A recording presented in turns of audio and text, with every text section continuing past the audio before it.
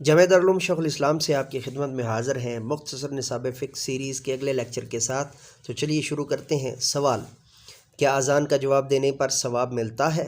سوال: کیا اذان کا جواب دینے پر ثواب ملتا ہے؟ سوال: کیا اذان کا جواب دینے پر ثواب ملتا ہے؟ جواب: جی ہاں، اذان کا جواب دینا واجب ہے۔ جی ہاں، اذان کا جواب دینا واجب ہے۔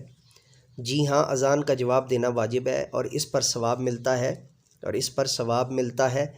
سوال: کیا اذان کہنے والے کو بھی ثواب ملتا ہے؟ سوال: کیا اذان کہنے والے کو بھی ثواب ملتا ہے؟